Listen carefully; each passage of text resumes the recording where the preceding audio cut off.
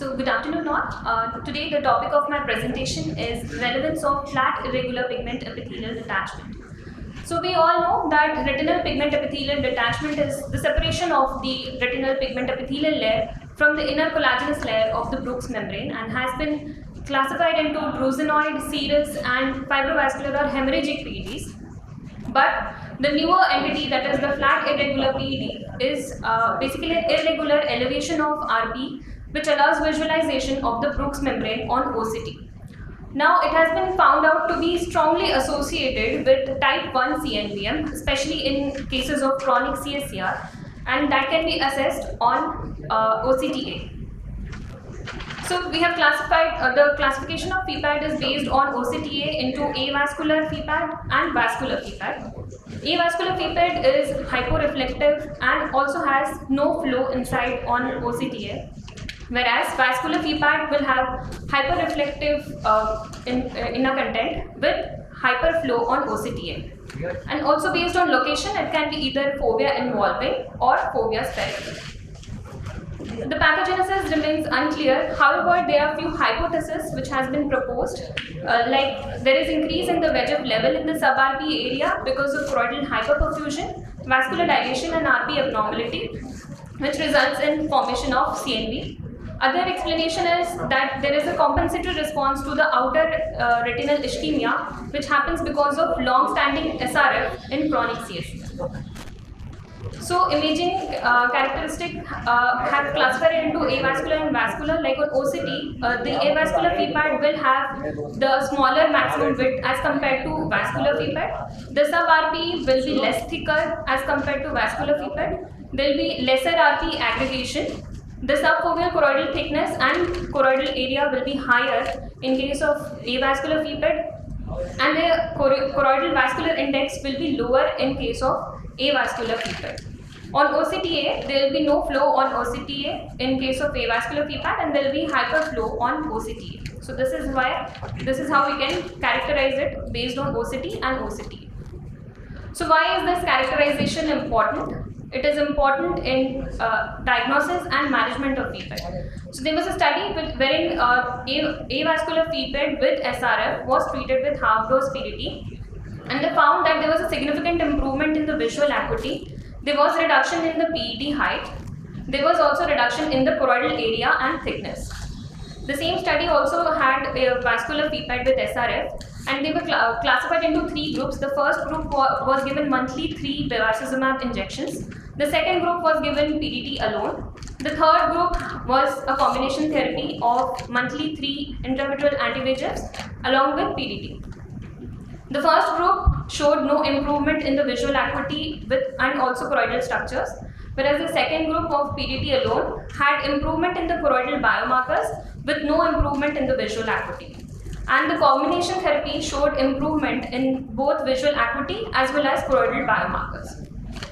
So there are some studies which have also shown the favorable response with anti-VEGF injections, but that is different with different anti-VEGF injection, and probably aflibercept was better than other anti-VEGF agents. So there are no standard protocol for the treatment of FEPAD. Therefore, we propose a treatment regimen wherein any irregular FEPAD, any irregular PED can either be flat or elevated PED. The elevated PED can convert it into flat PED with treatment. The flat PED can be divided into avascular or vascular FEPAD, and avascular FEPAD can be observed because it's a quiescent kind of FEPAD, and vascular FEPAD can be either treated with a low fluence PDT or intravitreal injections like Pagenix or Eylea. So this is the first case wherein this is a case of chronic CSR wherein there was a flat irregular PED along with subretinal fluid. And post PDT, we can see that there was complete resolution of the SRF as well as PED. The second case had flat irregular PED with intraretinal fluid, and on OCT we can see the presence of choroidal neovascular membrane. After 1 month of intravitreal ranibizumab, there was reduction in the PED height and also reduction in the intraretinal fluid. The third case is again of a chronic CSR with irregular PD and presence of SRF. The OCT is showing CNV, and on PDT along with intraoral anti-VEGF injections, there was complete resolution of the SRF. There was a little SRF left, and also there was decrease in the height of PDT. So to conclude, PPED can be associated with type 1 CNVM, and therefore its characterization is relevant. And that can be done with the help of OCTA and ICGA. And based on the studies, it has been found that a combination therapy and PDT alone is superior to anti-VEGF injections. However, because of non-availability of PDT, we can use anti-VEGF injections like Eylea or Pagenex, which has better penetrability and lower molecular weight, which can help in reduction of the treatment of FLIPAD. Thank you. And it's a good study. What is the criteria? You divide into 3 groups, and one group versus another group PDT, another third group combination. What is the criteria by which you divide into 3 groups? So it was basically to look after the effect of 3 different treatment modalities. So one of the group, we wanted to see whether the PDT was better, or the second group wherein only anti-VEGF injection was given, whether that okay, agree. It is a random or what's the criteria by which you divide the patient into 3? So it was randomly. Not patient choice or nothing. Randomly. You are not denying any benefit for the patient, because when you are given injection alone, you are denying the advantage of combination therapy. That's why you are asking. Yes, sir. It was random. Okay, thank you. Did you find any change in the features of the neovascularization on follow-up in OCTA? So on follow-up, the CNVM did reduce, and the CNVM. But if you look at them, they look a little mature vessels, no, as compared to the normal CNVM. Sir, it had activity, which is why the patient was treated. It was an active CNVM. Well, why do you feel FFA is not good enough to pick up these CNVMs? Sir, FFA, we can pick up CNVM using FFA, but because it's an invasive modality and also OCTA was available, so we did Which will be your treatment of so diagnostic modality, FFA or OCTA, which is better to pick up? So basically, to know whether the PPED is vascularized or avascularized, we customize the segmentation on OCTA. So that basically helps us to see whether the PPED has a CNVM inside it or not. So that helps in. OCTA is a better diagnostic modality for PPED. It helps in better delineation. Yes, for PPED it is. Okay, thanks. Thank you, sir.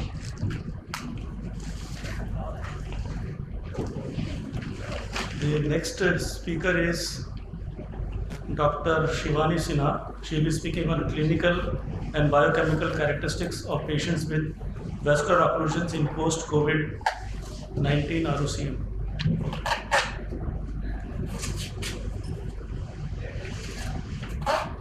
Good afternoon, everyone. I will be presenting on clinical and biochemical characteristics of patients with vascular occlusion post-COVID-19 ROCM. So ROCM is a devastating complication in COVID-19, and vascular occlusion has been both associated with COVID-19 and ROCM.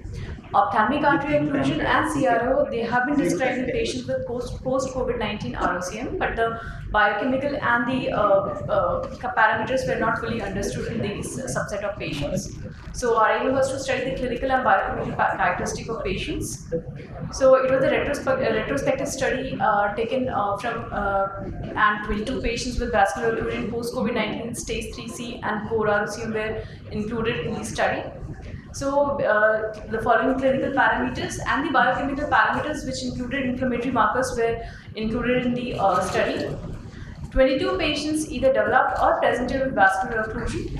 17 patients with stage 3C had pre-existing vascular occlusion, while 1 developed ophthalmic artery occlusion after orbital debridement, and 1 patient with stage 4D had bilateral CRS. So 18% of the patients had vascular occlusion in this post-COVID-19 ROCM, and this is a stage-wise description of the stage-wise description in which vascular occlusion was found. So comparatively younger patients were found to be affected by this entity, and 21 patients had nil PL at presentation, while only 1 patient had a counting finger 4 meters vision because he had VRAO. All the patients had ophthalmoplegia, while the intraocular pressure and the rest anterior segment findings were within the normal limits. 4 patients had CRAO, 1 patient each had combined vascular occlusion and branched retinal arterial occlusion, while majority of the patient, like 16 patients, had ophthalmic artery occlusion. So the fasting blood sugar and HbA1c, they all pointed towards the uncontrolled diabetic status in these patients. All the inflammatory markers, including CRP, NLR ratio, lymphocyte to CRP ratio, and serum ferritin were elevated in these subset of patients. But when we compared group 1 stage 3 patients with occlusion and without occlusion, there was no significant difference between any of the inflammatory markers or the blood sugar status. So this is a patient who had presented with a right eye showing combined occlusion with florid neovascularization of the disc, showing NVD on the opta and a thinned out macula on OCT. So the same patient, the MRI did not reveal any thrombosis of the internal carotid artery. This is the fundus photo of the right eye of the patient who had superior temporal BRAO with a vision of finger counting 4 meter. There's a patient who showed central retinal artery occlusion in the left eye with a cheddar spot and a pale disc. This patient had had ophthalmic artery occlusion in the left eye with a normal right eye. So 18 patients underwent sinonasal orbital debridement, 3 patients underwent exenteration, 2 with stage 4D ROCM died, and at 4 weeks follow-up, only the patient with BRAO improved from finger counting 4 meters to 6/18. So isolated ophthalmic artery occlusion with orbital infarction syndrome have already been reported in post-COVID-19 ROCM patient, while CRAO has been reported till the extent of 20% in these subset of patients. The CRAO in ROCM is due to contiguous spread of angioinvasive fungal elements, and it leads to a necrotizing vasculitis and thrombosis of the central retinal artery. So these are some of the case reports which had reported occlusion in post-COVID ROCM patients. So isolated case reports, they have reported ophthalmic artery occlusion and CRAO with no PL. In our subset, 73% developed ophthalmic artery occlusion, while 18% had CRAO, 8% each had combined vascular occlusion and a BRAO. The number of ophthalmic artery occlusion were higher in our subset. The inflammatory markers were similar in post-COVID-19 stage 3C ROCM patients with or without vascular occlusion, and they developed occlusion due to angioinvasion rather than due to systemic inflammation. And recognition of this is vital in these patients for initiating immunomodulation or aggressive management of ROCM. So to conclude, the study shows that angioinvasive fungal infection is responsible for occlusion rather than the high inflammatory markers. So we had a very short follow-up and we couldn't follow, so the final BCVAs we could not ascertain. And it was a large case series of retinal vascular occlusion, and together with all these cases, they permit a detailed characterization of this complication.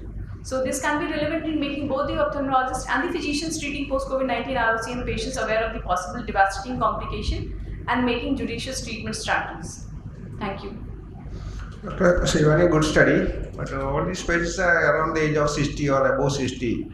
How will you establish that it is all related to post-COVID complications? So these were younger patients and No, age is about 60, 50, something like that. 48, approximately. Nowadays is 40. Yes, sir. Okay.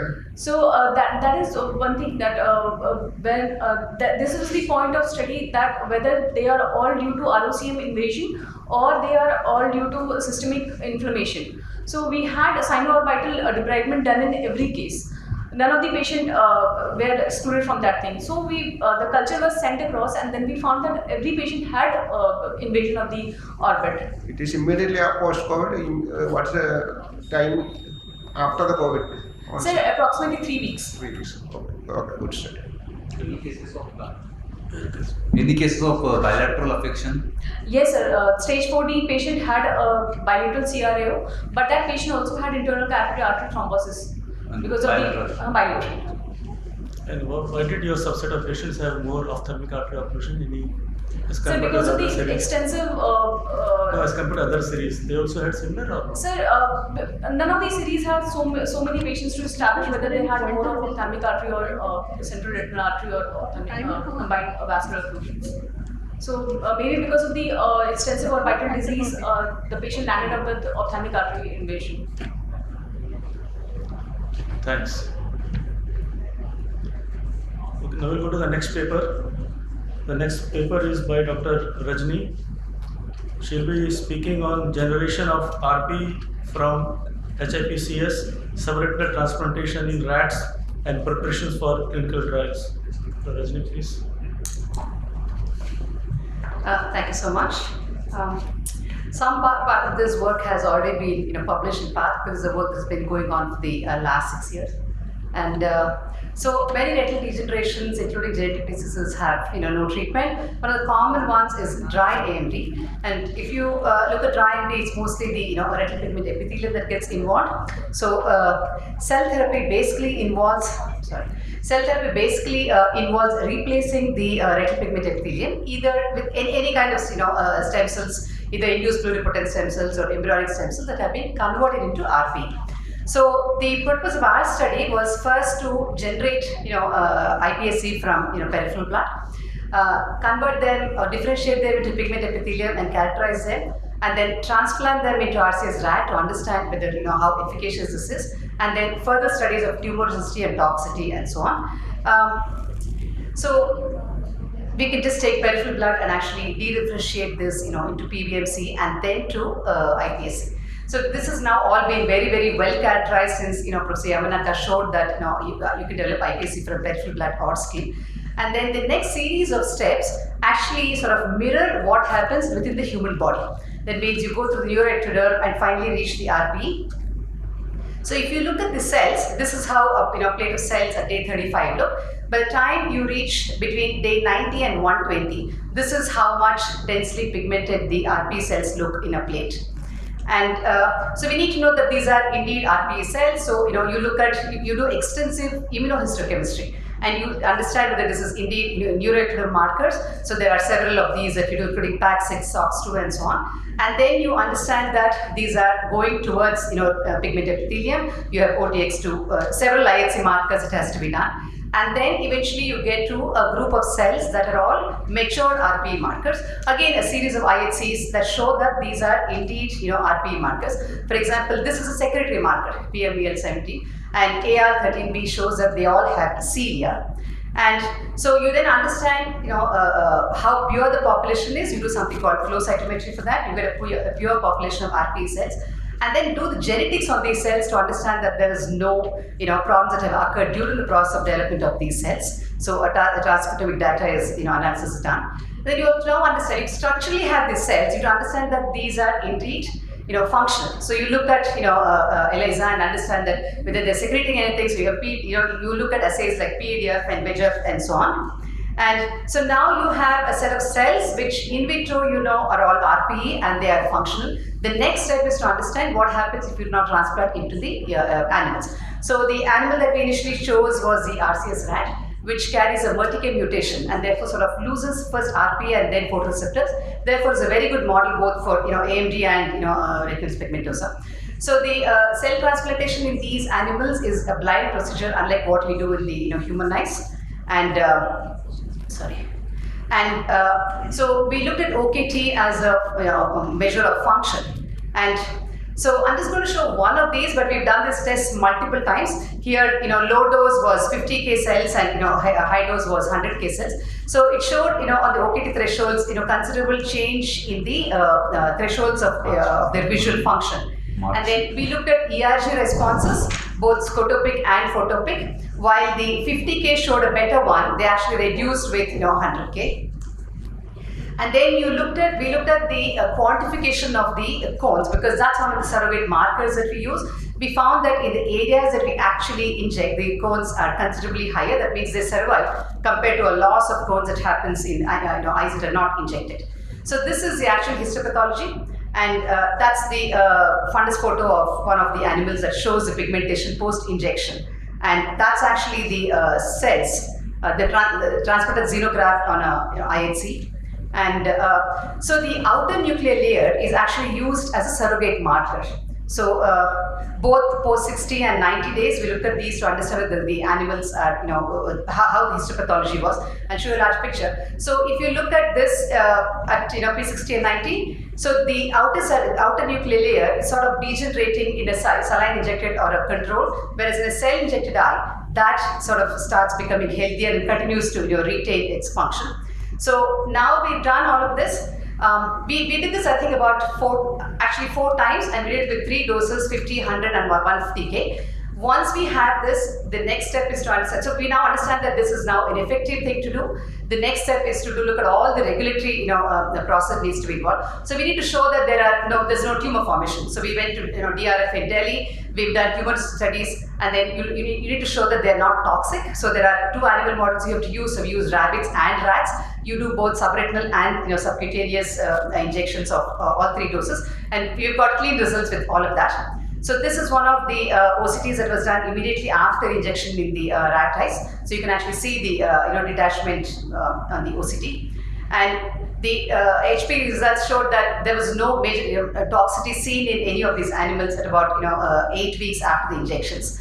So the next step, so we now have all of this. The next step is to understand how to do these injections. So we went to SERI in Singapore Eye Research Institute, and we actually did these surgeries in non-human primates. And so basically, it's a routine vitrectomy where we used IVTA for visualization, and then injected these using a 38 gauge needle and a microdose injector. So we've sort of finalized the dosage, to be used, the how much pressure we use and all of that. We also use an intraoperative OCT to understand how good these detachments were. And so these were the results of it subsequently. So we've had very good results, and just the concluding slide, what is our next step? We are now going to file our papers with the DCGI for investigation new drug, and once we have the ethical clearance and the DCGI clearance, we would start our first in-human trials. Thank you so much. Why is this? It is a funded study, or it is a research pass or PhD, or what is the study aim of this? No, it's not. It's a full-fledged study, so it's not for a PhD. Okay. Yeah. How will you do the OCT for the rats? There's an OCT specifically to do this for animals. At DRF, they actually have an OCT that we could do for such a small, we could do it. Yes. So vitrectomy also you can do this. So vitrectomy you can't do it in the rat eyes. In the NHPs, non-human primates are all macaque monkeys. There it's a routine one. We have Singapore SERI has the entire setup for this, including intraoperative OCT. Whereas in rat and mice, a blind procedure.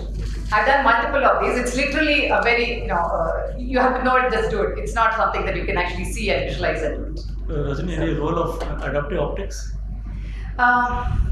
It's possible. It's just that we don't have any institute in the world where they have adaptive optics for, animal eyes. So yeah, I mean, if it's there, then I think that will be the next step to really look at what's going to happen inside the eye. How much migration of cells you are seeing from the injection site?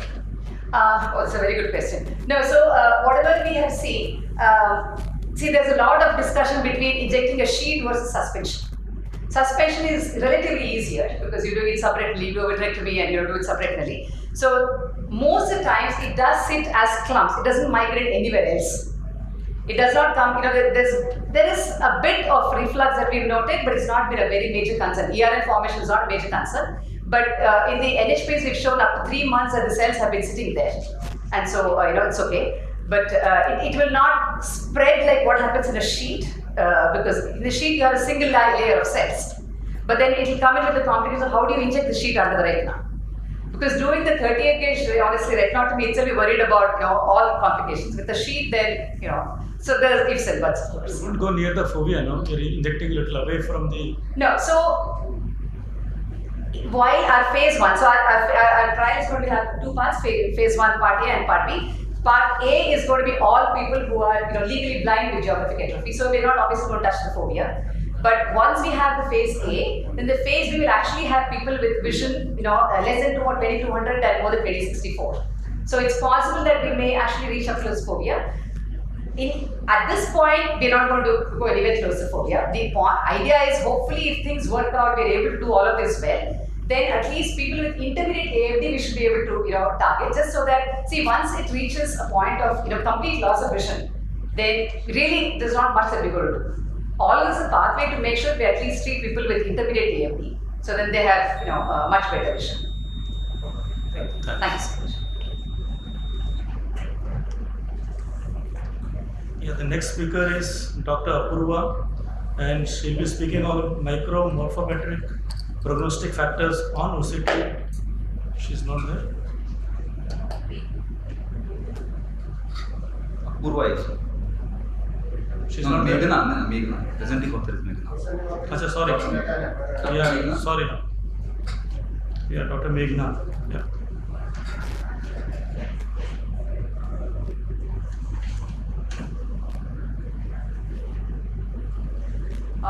Good afternoon, everyone. My study is clinical and micromorphometric prognostic factors in epidemic retinitis patients. I have no financial disclosures. Epidemic retinitis is a distinct form of hemorrhagic non-necrotizing retinitis, with patients have a recent history of fever with or without skin rash. They have annual seasonal patterns. Idiopathogenesis: dengue, chikungunya, rickettsial fever, COVID, typhoid, and cat scratch disease with the etiology. But the pathogenesis is either immune mediated or the direct pathogen invasion has not been concluded. So it leads to vasculitis, focal retinitis leading to visual loss. My purpose of study is to study the clinical features as well as micromorphometric features on OCT to predict the prognosis. It's a retrospective case series study. We included patients of all who presented to us with epidemic retinitis and documented Wien Felix positive, dengue, IgG, IgM positive, COVID, IgG, IgM positive were included in the group. Presumed post-COVID retinitis before Jan 2021 who are unvaccinated were also included in the group. Patients underwent routine slit lamp examination, post-segment evaluation, OCT, and all the patients received systemic doxycycline therapy, 100 mg BD, and oral steroids, 1 mg per kg body weight in weekly tapering doses. The follow-up was done at 1 month and 3rd month follow-up. On post-segment evaluation, we can see over here a hard exudate clump with the retinitis features and presence of vasculitis features were noted.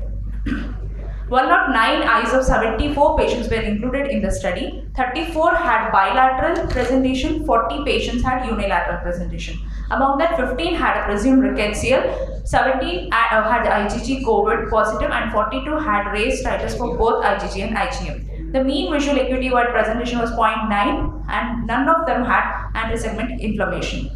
So the predominant feature of the epidemic retinitis at baseline was retinitis followed by hard exudate, superficial hemorrhages and vasculitis. There were persistent vasculitis feature which was seen at 3rd month follow-up in 3 eyes. So the predominant OCT feature, which was hyperreflective inner layer, was seen in 1 or 7 eyes, followed by other features like SRF, IRF, acute macular neuroretinopathy, PMLM, and hyperreflective foci. So both the hyperreflective inner retinal layer and no hyperreflective inner retinal layer patients had a significant improvement in the visual acuity. But when we compare between HRIL and no HRIL patients, the HRIL patients had a lesser gain in visual acuity than compared to no HRIL. So HRIL is due to the retinal inflammation and not the microvasculopathy per se. And even though there is reduction in the CMT, there is no gross reduction in the CMT after the HRIL resolution, and also the patient had poor visual acuity than compared to no HRIL patients. So visual acuity in eyes with hard exudate at baseline had not changed in the visual acuity at significant follow-up.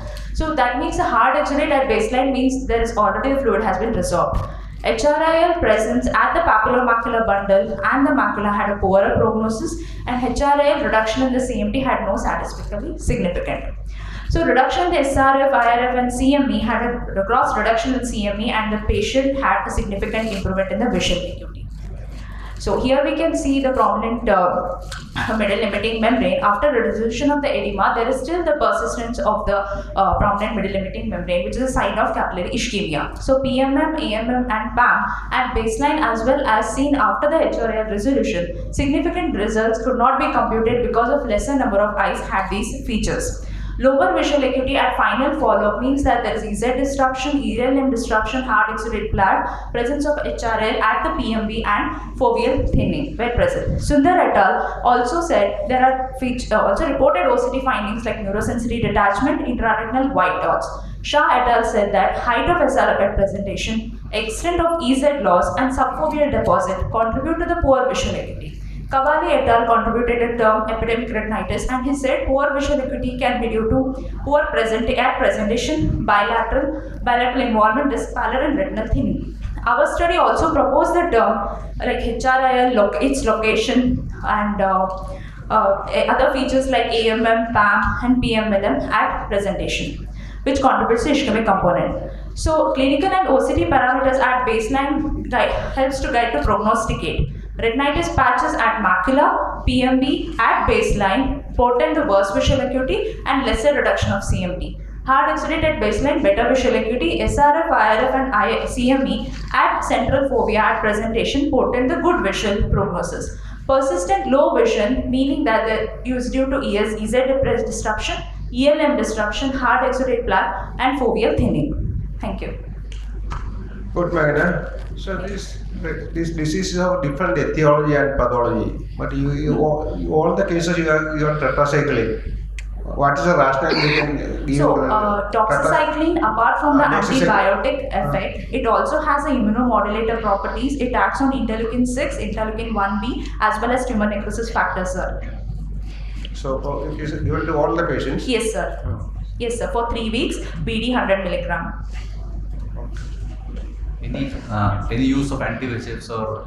No, sir. We have since we had previously used anti-VEGF and did not show much thing we want to, and this treatment had given good results. We had given these patients.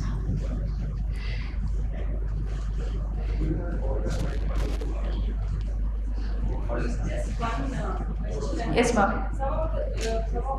Many of the patients you had followed pictures. Yes, ma'am. But other patients who did not have any signs, any tests which were not contributing, but they also included in the study. No, ma'am. Everyone had the COVID IgG and IgM positive contributes to the major group, around 42 eyes. That is both IgG and IgM positive, whereas 17 eyes had only IgM positive, and others were rickettsial positive and dengue also we had Many seen. times we may not arrive at any specific etiological cause. Yes, ma'am. So did you exclude them or include them in your study? No, we have included those we had got the etiology, like the chikungunya or any viral. Yes, yes, ma'am. So basically, the inclusion criteria was the morphological presentation. And as well, yeah, morphological presentation who presented with us with epidemic retinitis, clinically. That's a morphological diagnosis. Yes, yes, sir, yes, sir. Okay, thanks. Thanks. The next speaker is Dr. Kritika Jain, and she'll be speaking on OCTA analysis of FSE and vessel density in eyes treated with anti-VEGF for DME.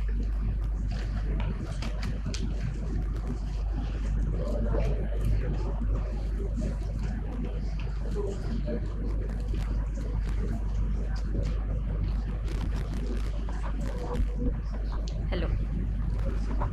Hello.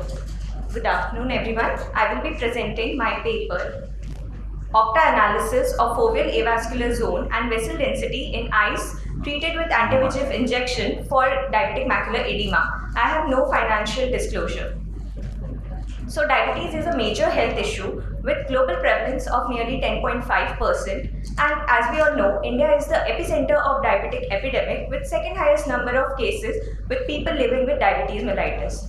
Diabetic macular edema is the leading cause of visual impairment in patients with diabetic retinopathy, and the incidence is nearly 20% in patients with type 1 diabetes and 14 to 25% in patients with type 2 diabetes mellitus over the duration of 10 years. The aim of our study is to analyze the foveal avascular zone area and quantify the changes in the macular capillary network density in patients with diabetic macular edema who were treated with anti-VEGF injections. Why did we need this study? To get a better understanding of the microvasculature, the role of anti-VEGF agents on the microvasculature, and to look out for any potential OPTA biomarker which can prognosticate the response to the treatment. We conducted a prospective observational study from October 2020 to April 2022, and a total of 42 patients with diabetic macular edema who were treated with anti-VEGF agents were included in the study. Data analysis was done using SPSS, and p-value less than 0.05 was considered as significant. So coming to results, we observed a statistically significant larger foveal avascular zone area in all the diabetic macular edema patients when compared to the healthy subjects.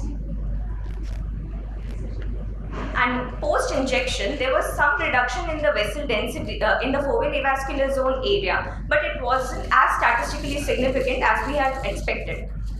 So this is an OPTA image of a patient who received anti-VEGF injection at baseline, at 1 month and at 6 month follow-up. So we can see that there is some reduction, but it was not very much significant as we anticipated. The vessel density was analyzed in the superficial and the deep vascular plexus using the standard algorithm given by the machine. And all the 5 ETDRS sectors, the vessel density was quantified. In the superficial vascular density, as you can see, there was significant reduction in the superior and the temporal parafoveal sector, and there was a raised central foveal vessel density.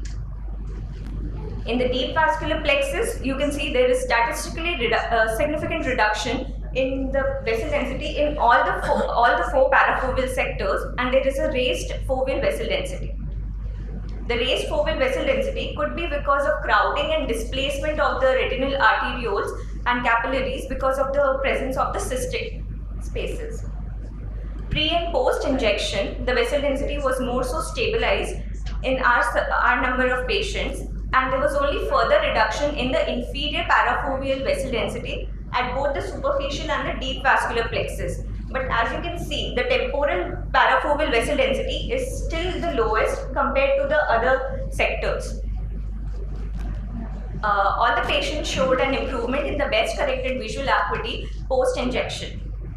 So, all the diabetic macular edema patient had a significantly larger foveal avascular zone area when compared to the healthy subjects. And as a sub-analysis, we also looked into diabetic patients who didn't have any retinopathy changes and those patients who had mild retinopathy changes. They also had a significant larger FZ area when compared to the healthy subjects. So by this, we can say that it is an early indicator of diabetic retinopathy progression. Also, post-anti-VEGF injection, there was no significant reduction in the foveal avascular zone area. Vessel density changes were seen in all the diabetic patients and were more prominent in the deep vascular plexus. It could be because the superficial vascular plexus connects directly with the retinal arterioles, which carry a higher oxygen concentration and perfusion pressure. Or secondly, it could be because the cystic spaces are present in the outer plexiform and the inner nuclear layer, which corresponds to the deep vascular plexus slab on the OPTA. Among the parafoveal quadrants, the temporal parafoveal quadrant was most consistently and significantly involved in our limited number of study subjects. So we can say that temporal parafoveal vessel density could be a potential biomarker for diabetic retinopathy progression. Post anti-VEGF injection, the vessel density was stabilized in all the patients. To conclude, we can say that microvascular changes are observed in all the diabetic patients when compared to the healthy controls, and the changes are more prominent in the deep vascular plexus compared to the superficial, and among the parafoveal sector, the temporal parafoveal sector is most consistently involved and could be a potential OPTA biomarker, but we need further studies and a long follow-up to ascertain this. Anti-VEGF agents, patients show a good response with clinical improvement in the best corrected visual acuity and stabilization of the vessel density. So we can say that anti-VEGF agents slows down the further progression of diabetic retinopathy, but the actual role in vascular remodeling is still which we need to look into. Thank you. Okay, good study. What is the anti-VEGF you are used? So it was based on the treating physician different Different antigen. anti-VEGF. Like we did not compare specifically like Okay. How many injections you have done the OCTO study? all the treatment naive patients. Hello, how many- First injection. After one Yes. injection. How many days after injection or immediately, or what is the duration of 6 months. 6 months? 6 months follow. 6 months follow. Yes. Only one injection. Yes. How many months after injection you will do the study? How you assess the patient? Yes, sir. It was done at 1 month and 3 months and 6 months. It's up to 6 Yes. months. It's like up to 6 months. So once. that is 3 times you have examined the patient post. Yes. Yes. Sir. But after in 6 months you are not giving any repeat injection. So only few patients like we gave second injection who had developed macular edema. Because difference of the antibiotic you have repeat it once month or 2 months or Yes. something like. Yes. Okay. Any other indices you have heard that you can look at other than just the FAZ dimension? Other indices are there? How easy it was to get the FAZ in all patients? So like we manually measured the FZ area. Like we did manually with the software, the tool. We manually. There is a term known as acircularity also. You can study that also, how circular it is. So various indices are there. FAZ can be studied in little more detail. Yes. You are talking about the progression of disease, but I don't think there is any progression of your documented, because vision has improved in all cases. So how can you say that it's a progression? No, so to look for progression, we can use these biomarkers, the temporal. But your resident- study material doesn't suggest anything like that. To document progression, you should take mild, moderate, severe grades and then compare all this. And then you can comment that mild has low density, moderate has lesser density. That way you can say that it's a So we progression assess marker. that also as But sub-analysis. your slides didn't have anything on that. Thanks. The next speaker is Dr. Neha Khurana, and she'll be talking on milder than type 1 retinopathy of prematurity disease profile and indications of treatment. She's not there. Okay. Okay, the next speaker is Dr. Thirumulesh, and his paper is on novel molecule mediated inhibition of ICAM as target for diabetic vascular leakage preclinical trial.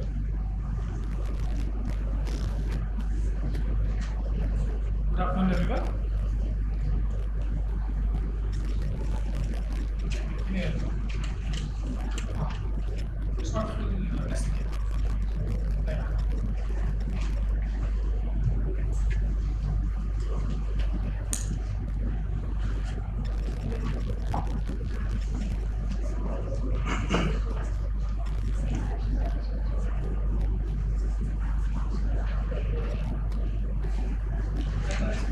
You can reset the clock.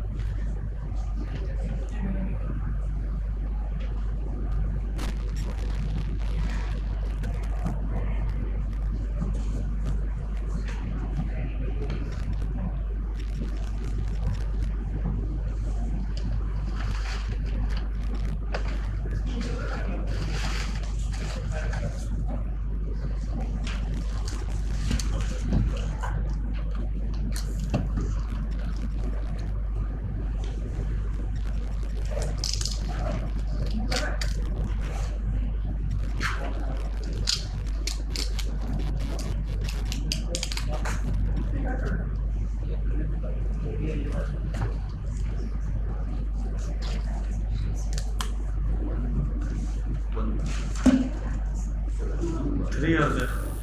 Three. One hasn't.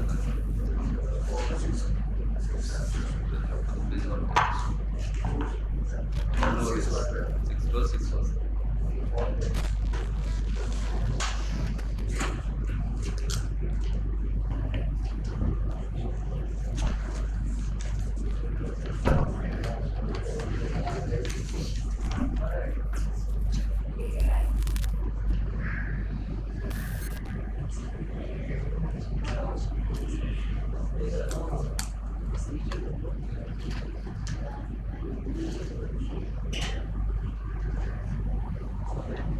Kolhapur, Maharashtra. Kolhapur.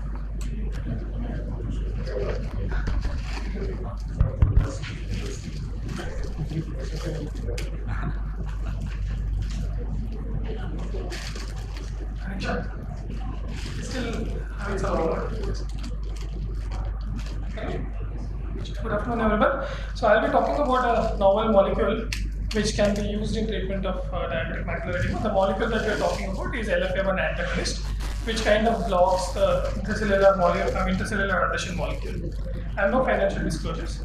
We all know that diabetic retinopathy is influenced by multiple pathways, initially starting with metabolic dysregulation, then there will be cellular level chronic inflammation, which will cause breakdown of blood retinal barrier, both of the endothelial cells and also of the RPE, which will further cause progression of the disease, hypoxia, and neovascularization, so on and so forth. Now, ICAM is a master regulator cytokine. This is usually present on the like an IgG transmembrane glycoprotein over the endothelial cells, epithelial cells, and also on the leukocytes. So what it does is that it regulates the neutrophil traffic into and outside the blood vessel and the capillary network. Now what we are trying to do is we are trying to alter this particular receptor. So why did we choose ICAM was that we were studying the aqueous biomarkers, and in our study we found that VEGF anyway gets altered. We all know we treat diabetic macular edema and diabetic retinopathy using anti-VEGF injections. But if you look at the soluble ICAM levels, you can see that they are also raised in treatment-naive patients of DME. You can also see that when the patients become recurrent and non-responding, ICAM levels seem to play a major role, and that is raised along with other inflammatory factors, which means that this definitely has some role to play in the pathogenesis. So based on this, we thought, let us explore, can we do something by blocking this, and does it produce the desirable effects? Now we all know that there are two barriers, the so-called retinal barrier. One is the endothelial tight junctions and other is the RPE. So we took the culture plates where we took endothelial cells from the human umbilical vein cell lines, and we took the RPE cells, and then we subjected both the cell lines to stress. So what we found that is that when you subject them to stress of inflammation, hypoxia, hyperglycemia, there tends to be an increased mRNA expression and protein expression of ICAM. So it means that ICAM at a cellular level and a receptor level is very active when you put it under stress.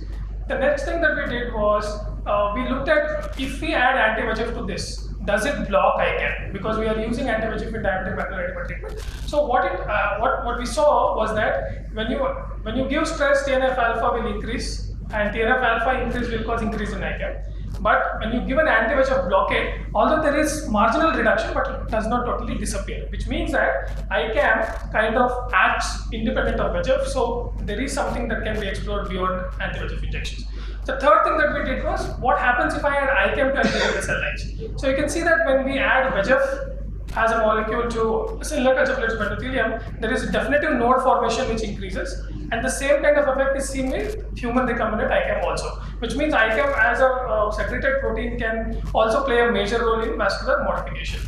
Now we are all looking at secreted proteins in the aqueous, isn't it? So is the ICAM receptor present in the human RPE, choroid, and capillary cells that are there in the retinal capillary? So to look at that, we took humor donor eyes who had diabetic retinopathy and were normal. You can see that the first one where there is no secondary antibody staining. This secondary antibody was targeted to bind the ICAM, and you can see that in patients who are having disease, in patients who are having ICAM positivity, you can see that the receptors are definitely there at the choroid and the RPE and the capillaries.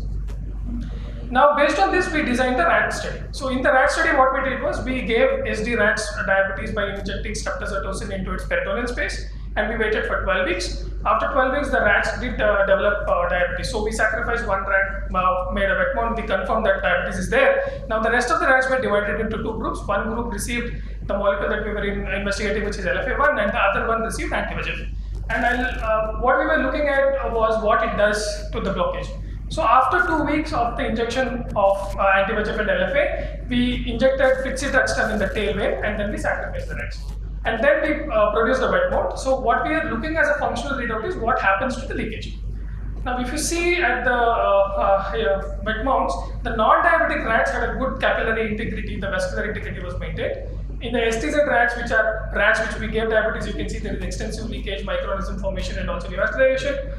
In the ones where we treated with anti-VEGF, you can see that it is reversed. That is what happens in humans also. And our molecule is also able to produce similar kind of results and similar kind of endothelial stabilization and prevention of leakage. Now you can compare that with FA of humans. I've blown it up and I've put it at the same size. You can see that the ischemic rats or the diabetic rats exactly have human-like picture. So the drug that we are trying also produces similar effects which are desirable. Now, will ICAM alone, if I overexpress, what will happen? So to further this, we did the second animal model. What we did was we use a vector and we overexpress the ICAM, and when we overexpress the ICAM, I will blow up the picture, you can see that in the ICAM overexpression picture on the last side, you can see that it is producing microorganisms and capillary droplets, which means that ICAM at all levels can be proven that is responsible for progression of DR, and the drug which we are investigating definitely produces similar phenotypic results in stabilizing the vascular endothelium and the capillary network, and this can definitely be a potential drug which can change diabetic macular edema treatment in the near future. Although we are now designing more robust animal data, but I think this will take us to the human trials very soon. Thank you very much. Is it a research study? What is this study? Is a part of research, a further study? What is this? This is a study, a research study to produce new drugs, sir. I see. So what we are trying to do is we have a lot of molecular factors that we are doing research on. So we are looking at two things. One is based on the molecular markers, can we tailor the treatment? And second thing is based on the molecular markers, can we develop newer drugs? So this was on the wing that we are trying to develop newer drugs based on whatever is available knowledge with reference to the molecular details that we're getting from patients. You have shown some beautiful fundus pictures of Mice. The green mice and So all of it is done at NN. We have the equipment based in ourselves. I was the one who has done the study, and I have given the injections, and imaging is also done by us only. So this can be special camera is available. Yes, sir. It is available at us, and even collaborative studies. If you want to do it, also we can provide you the facility. For sure.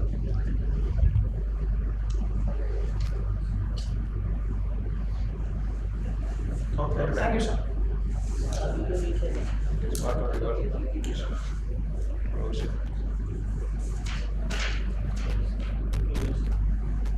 Next speaker is Dr. Amrita Verma. The paper is Misadventures with RBTA, a case series.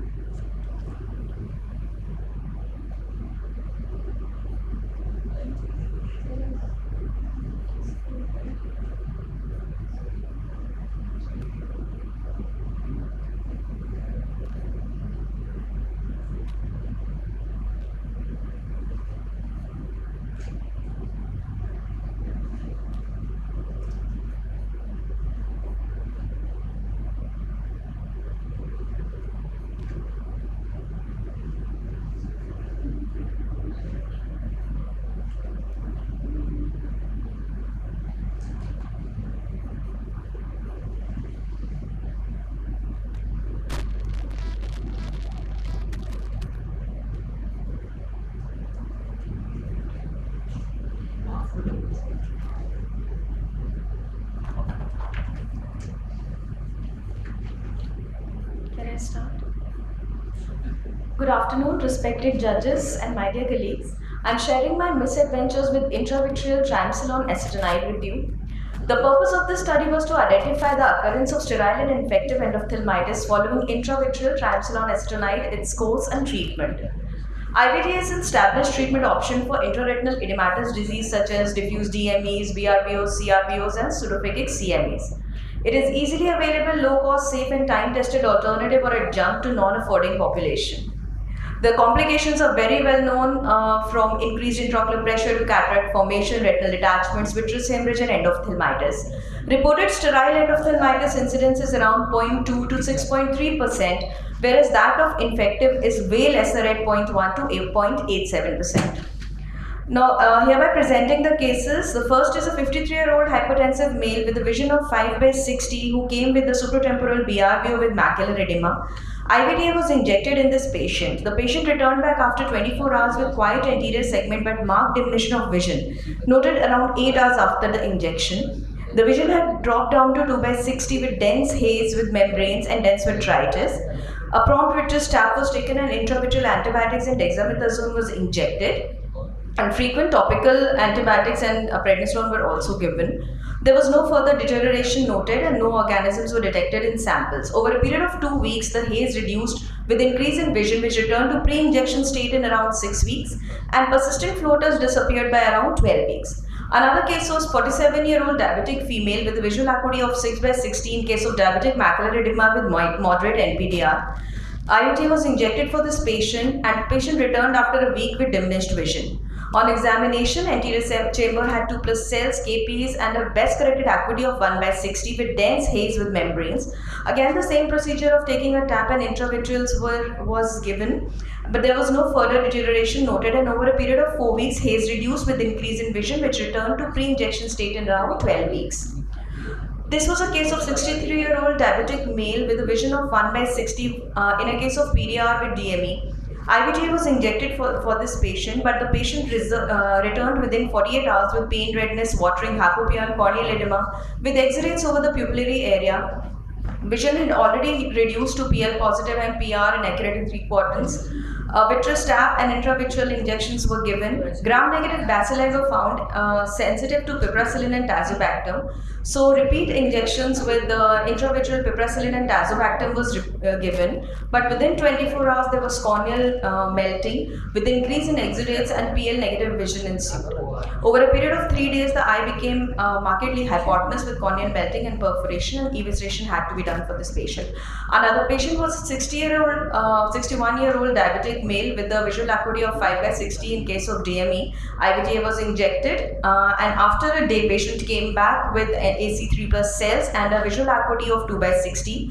Dense haze was seen again, and vitreous tap with intravitreal antibiotics was done. No further deterioration was seen, and over a period of 4 weeks, the haze reduced with increase in vision, which returned to pre-injection state in 10 weeks. In literature, the incidence of sterile end-of post-IVT is reported to be higher as compared to infective. They have overlapping presentations with very subtle differentiating features, and through this case series, we have tried to enumerate the same. So when you see the characteristics, the time of presentation of infective endophthalmitis is usually earlier with more symptoms, the visual acuity being lesser, conjunctival congestion, edema, AC cells, and hypopyon is definitely more. The vitreous may have the same kind of vitritis seen, and the prognosis is definitely poorer for infective endoff. Hypothesis for sterile endophthalmitis have been given from being inflammatory reaction to preservatives like benzyl alcohol, size and concentration of particles used in TA formulation, or endotoxins in the formulations. We noted in our series that the change of pharmaceutical company from the standard one available led to this inflammation. We therefore infer that particle size and concentration and their method of fractionation might be one of the important reasons for us. As compared to other intraocular steroids like dexamethasone, TA is more lipophilic, which impacts its drug uptake and metabolism. It also plays a dominant role in promoting the off-target binding, and increased lipophilicity leads to increased likelihood of binding to unwanted cellular targets and more immunogenicity. With regard to infective one, we know that the organism was gram-negative, which is protected by an outer membrane. Steroids disrupt this membrane, but this is a two-edged sword. So when disrupted, a lot of endotoxins are released, but it becomes more susceptible to antibiotics. So this thus proves the rationale of using steroids in conjunction with antibiotics for gram-negative species, and use of higher antibiotics in the first go is also recommended due to multi-drug resistance. To conclude, acute presumed sterile endophthalmitis following IVTA injection presents early in the post-operative period. Visual outcomes are generally good. Differentiating between the sterile endophthalmitis and infective endophthalmitis is of utmost importance for the line of treatment and prognosis. Okay, all these 4 cases came in your institute. You have given down some referred cases. No, sir, it happened in the institute itself. Why there so other choices available? Why you have given IVDA? Sir, Mainly because- diabetic patients. Most of the Yes. cases are diabetic patients Yes. also. Sir, actually, we just get an yearly budget of 200 anti-VGFs. Other than that, we get a load from the whole state. So when there is nothing to inject, this is the only thing which is available with us. So rather than doing nothing for the patient, we go ahead with IVTS The sometimes. incidence of steroid in your institute, what is the incidence of? Sir, it was around 1.12. With the availability of Avastin, I don't think really you can just inject IVTA just based on the economics. So see, the people, one of the patients is lost vision.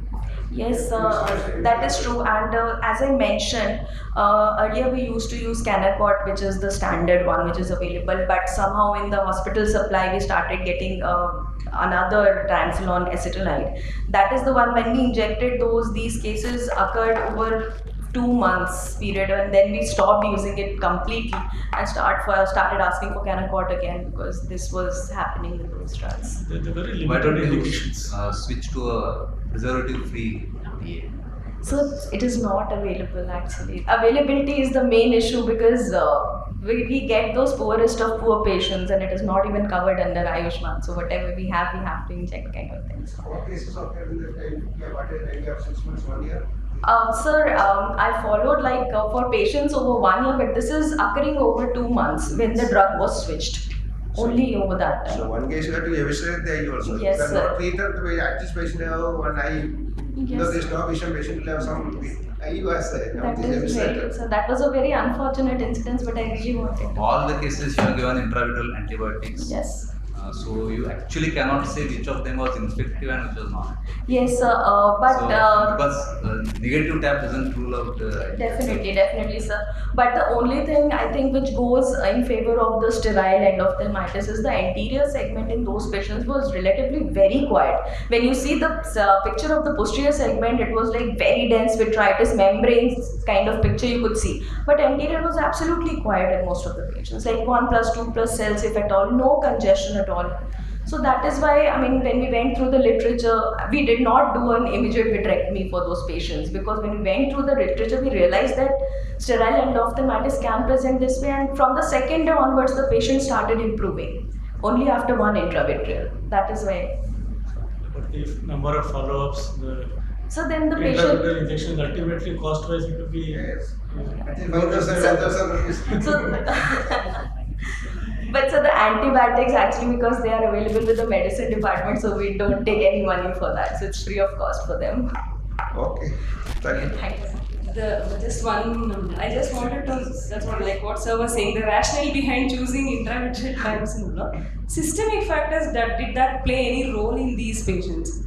I mean, there was any derangement of systemic, whether you people looked into that? That's one question. Second thing is, what was the lens status in all these interventions? Yes, only one of the patients, the last patient was pseudo-phakic. All the other 3, they were phakic patients. Okay. And for the systemic state, the one patient who got endophthalmitis, the infective one, his blood sugar definitely when he came back, it had shot up to around 350 at that time when he came. So probably that might have played a role in that ground Also, negative not aspect. the stress factors here. When you Yes, see yes, all ma'am. these things, and you have to go for intravitreal. I think it's a span of those months, not a stress for. Yes, definitely. So the next speaker is Dr. Punita Kumari, and she'll be speaking on OCTA in central serous chorioretinopathy after eplerenone.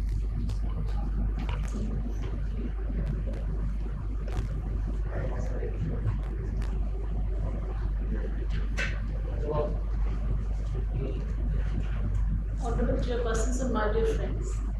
I'm going to speak on optical coherence tomography angiography in central serous chorioretinopathy after aplanon treatment. The CSR has got impaired choroid and RPE function, resulting in accumulation of fluid in the subretinal space and impaired photoreceptor function. Medication like tranquilizer, antidepressant, finasteride, and laser treatment have been used for the treatment, but they have side effects like hyperkalemia, hepatotoxicity, retinal pigment epithelial atrophy, formation of choroidal neovascular membrane. There is mineralocorticoid overaction in CSR, so antagonists have been used. Aplanon is a selective mineralocorticoid antagonist which has shown to help in resolution of NSD in 22 to 60% of patients with fewer side effects. The aim of the study was to evaluate optical coherence tomography angiography parameters in central serous chorioretinopathy after aplanon. There are very few studies. The institutional ethical committee approval was taken and written consent was taken from the subjects. Done in Department of Ophthalmology, Guru Nanak Eye Center and MAMC. It was a prospective interventional study in subjects having unilateral or bilateral CSR having best corrected visual acuity of at least 6/60. An OCTA was done to look signs for CSR as well as to study the foveal avascular zone and vessel density in 6 retinochoroidal slabs. The subjects having other significant diseases in the eye, mediopestis, extra were excluded. History was taken for relevant visual symptoms and examination was done for best corrected visual acuity, intraocular pressure, refraction, color vision, contrast sensitivity, Amsel grid. FFA and ICGA was done at baseline only. OCT was done to look for NSD, PED, and thickness of fovea and subfoveal choroid. The OCTA was done into 3 mm into 3 mm macular scans. Aplanon was given 25 mg once a day for 1 week, followed by 50 mg per day for 3 months. And watch for serum electrolyte was done. The parameters were measured again after 3 months of treatment. The primary outcome parameter was OCTA parameters and relevant statistical tests were applied. 52 eyes were involved in 40 subjects involving 32 males and 8 females having acute or chronic CSR with mean age of 40 years, bilateral involvement in 12 subjects, and the mean duration was about 5 months. There was no systemic disease in 27 subjects, whereas 7 had hypertension, 2 had diabetes and so on. The diminution of vision was in 29, metamorphopsia 10, scotoma 8, photopsia 1, defective color vision was seen in 1. If we compare the pre-treatment and post-treatment complaints, we have found that there was improvement, reduction in these complaints, but there was no significant change. On comparing the pre-treatment and post-treatment ocular parameters, we found there was significant improvement in the best corrected visual acuity.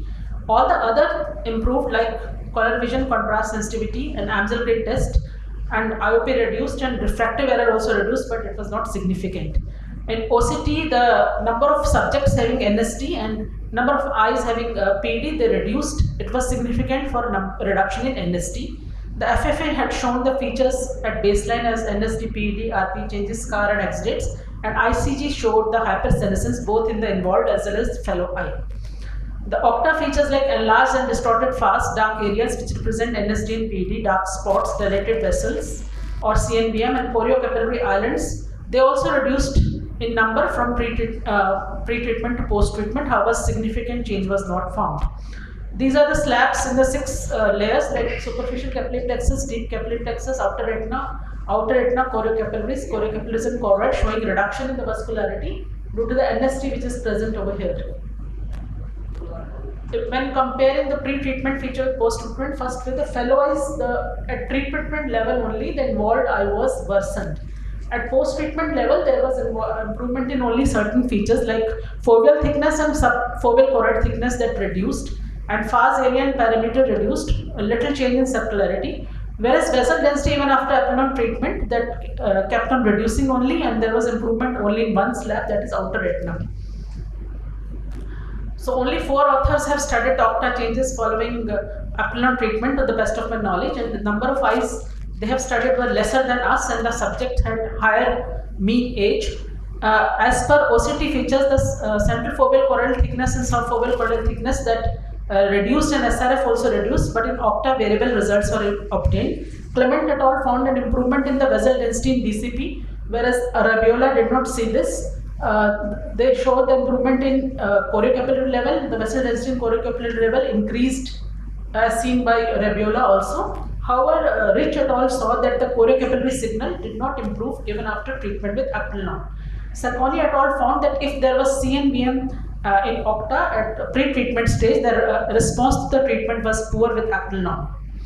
So we conclude that Aprenon caused an improvement in all the features like best corrected visual acuities, contrast sensory, color vision, and there was a reduction in IOP and refractive error. There was also reduction in the foveal thickness and subfoveal choroidal thickness and number of NSD and PEDs. But with OCTA features, the FAS area and perimeter reduced, showing improvement. However, the vessel density did not improve in all the 6 layers, only outer retina showed an improvement. Thank you. Okay, good study. What's the role of exact role of OCTA in decision making of the treatment? Whether which treatment, which choice of treatment? What is the role of OCTA in decision making of treatment? In decision making, I didn't decide on the basis of OCTA findings. The OCTA findings were rather found in all the subjects, as I've shown in this. Well, it is about documentation, it is okay. Yeah. Whether it is affect your treatment module or regime or treatment. No, obviously there are certain people who have studied only chronic CSR having CNVM. I have not demarcated the subjects like this. As seen in my study, that normal scan was found not in even any subject of OCTA. Everybody had the findings like enlarged FAS or dark areas representing NSD and PD, dark spots representing PED, choriocapillary islands showing that adjustable small island of vascularity, and rest it was surrounded by all avascular zone. And the authors have attributed that there is NSD pressure effect which causes these changes. So all these changes could be just because of the resolution of the fluid itself? Resolution of fluid caused improvement in vessel density as seen by the Clement et al. But the same thing was not noticed by other authors. And I feel there is some segmentation, difference in segmentation thickness that as each machine is doing, which is written in the literature that comparison of data from one machine cannot be done with the other. The same machine should be used. And second, there may be racial differences and differences in the pre-existing systemic diseases. These authors have not studied what systemic disease these patients were suffering from, who improved or who didn't improve. I think you should look at the little long-term data to see whether the recurrence is affected. Yes. The patient who was doing well with Aprenon. Yes. The CFCT coming down, whether the recurrence. I have not done this study, but from other colleagues who are doing, they feel that after when we stop that drug, then there is relapse because it controls the mineralocorticoid. It antagonizes only during the time it is used. It is not a long-lasting effect. So all were acute cases, or is a mixture of acute and chronic? Mixture of acute and chronic. So I think you should better have a control arm should have been there with something. But CNV was present in only 6, so and all the authors who have done here, 4 authors only have studied. They have also studied mixed. Only one have studied chronic. That Sacconi, who said that the persons who are having CNVM in OCTA, they do not respond to treatment with Aprenon. Thank you.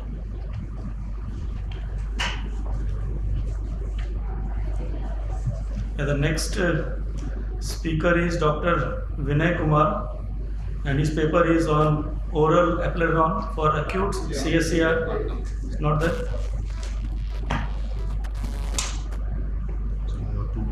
Judge it and then semi-final also.